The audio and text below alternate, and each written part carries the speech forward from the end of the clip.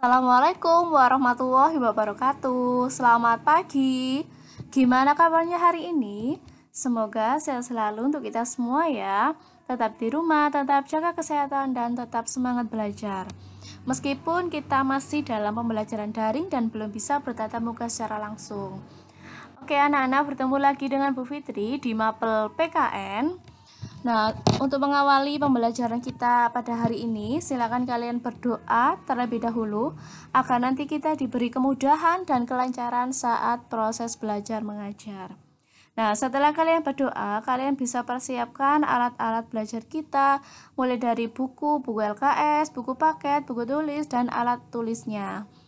Nah, setelah kalian persiapkan, jangan lupa ya untuk absen dulu yang belum absen. Untuk hari ini sambil menyimak video pembelajaran, sambil kalian buka materi yang ada di buku kalian, boleh di LKS ataupun di paket kalian. Nah, untuk kali ini pembahasan kita tentang semangat pendiri negara dalam merumuskan dan menetapkan Pancasila. Nah, pada pertemuan sebelumnya, kemarin pada pertemuan 1 dan kedua, kita sudah membahas tentang perumusan dan penetapan Pancasila sebagai dasar negara. Nah, untuk sekarang kita membahas tentang semangat pendiri negara. Nah, semangat pendiri negara itu yang gimana, apa saja. Nah, nanti akan kita bahas di sini. Ada 4 poin yang akan kita bahas nanti. Yang pertama, nilai semangat pendiri bangsa. Yang kedua, komitmen para pendiri negara dalam perumusan Pancasila sebagai dasar negara. Yang ketiga, menghargai semangat para pendiri negara dalam merumuskan dan menetapkan Pancasila. Yang keempat, semangat perumusan dan penetapan Pancasila dalam kehidupan sehari-hari. Untuk yang pertama, kita membahas tentang meneladani semangat para pendiri negara dalam merumuskan dan menetapkan dasar negara kita, yaitu Pancasila. Nah, ini bentuk sikap yang bisa kita teladani dari para pendiri bangsa kita. Yang pertama ada sikap patriotis, ada komitmen, ada nasionalis, ada pantang menyerah, ada tanggung jawab juga. Nah, selanjutnya untuk yang pertama yang akan kita bahas tentang nilai semangat pendiri bangsa. Kita awali dengan semangat. Semangat itu apa sih? Nah, kalau kalian bisa menyimak di video ini, semangat bisa diartikan dengan tekad dan dorongan hati yang kuat untuk menggapai keinginan atau hasrat tertentu. Jadi semangat bisa disimpulkan semangat kebangsaan itu harus tumbuh dan dipupuk oleh setiap warga negara Indonesia.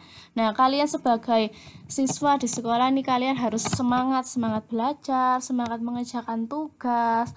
Nah, agar nanti mendapatkan nilai yang bagus juga. Selanjutnya, nah di sini ada nilai nasionalisme. Nasionalisme ini ada 2 pengertiannya, bisa diartikan nasionalisme dalam arti sempit dan nasionalisme dalam arti luas atau dari segi positif. Untuk yang nasionalisme dalam arti sempit atau yang biasa disebut dengan nasionalisme negatif, yaitu mengandung makna perasaan kebangsaan atau cinta terhadap bangsanya yang sangat tinggi dan berlebihan, sebaliknya memandang rendah terhadap bangsa lain yang biasa disebut dengan chauvinisme. Nah, pasti kalian sudah tahu hal yang berlebihan itu pasti tidak baik ya kan, apalagi kita boleh bangga terhadap bangsa kita, tapi tidak boleh berlebihan sehingga merendahkan negara lain atau bangsa lain, dan itu nanti bisa disebut dengan chauvinisme. Oke, selanjutnya ada nasionalisme dalam arti luas atau dalam segi positifnya, yaitu perasaan cinta yang tinggi atau bangga terhadap tanah air dan tidak memandang rendah bangsa lain. Nah, ini kebalikan dari nasionalisme yang negatif tadi di atas. Nah, selanjutnya di sini ada faktor pembentuk nasionalisme. Ini menurut Budi Juliardi tahun 2015, bukunya ada di halaman 44. Nah, di situ ada 2 faktor nih. Yang pertama ada faktor objektif yang meliputi bahasa, warna kulit, kebudayaan, adat, agama, wilayah, kewarganegaraan, dan ras. Untuk yang kedua ada faktor subjektif yang meliputi cita-cita, semangat, timbulnya kesadaran nasionalisme untuk terwujudnya negara nasional. Selanjutnya, nah jika tadi kita membahas tentang nilai nasionalisme, nah yang kedua ini ada nilai patriotisme. Nah, apa sih patriotisme ini? Nah, diawali dengan patriotisme berasal dari kata patria yang artinya tanah air.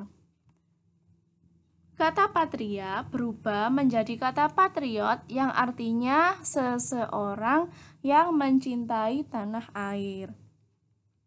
Itu arti dari patria. Nah, jika disimpulkan dalam artian luas, patriotisme ini berarti semangat cinta tanah air atau sikap seseorang yang bersedia mengorbankan segala-galanya untuk mempertahankan bangsanya.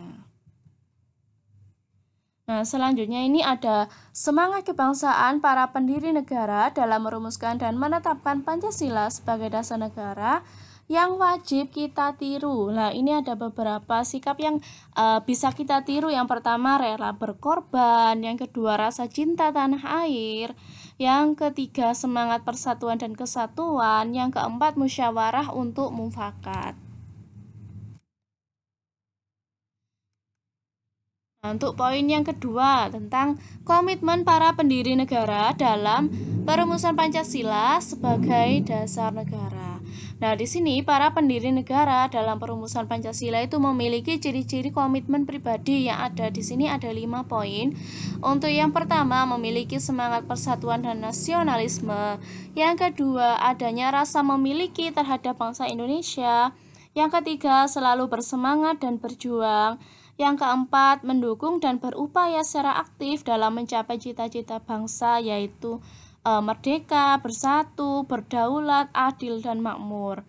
Yang kelima, melakukan pengorbanan pribadi dengan cara menempatkan kepentingan negara di atas kepentingan pribadi dan sebagainya itu. Nanti kalian bisa cek lagi di LKS sudah ada. Nah, untuk poin yang ketiga, menghargai semangat para pendiri negara dalam merumuskan dan menetapkan Pancasila.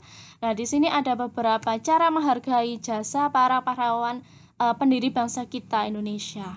Yang pertama, memakamkan mereka di tempat yang terhormat. Yang kedua, mengabadikan nama-nama para pahlawan sebagai nama jalan ataupun nama gedung.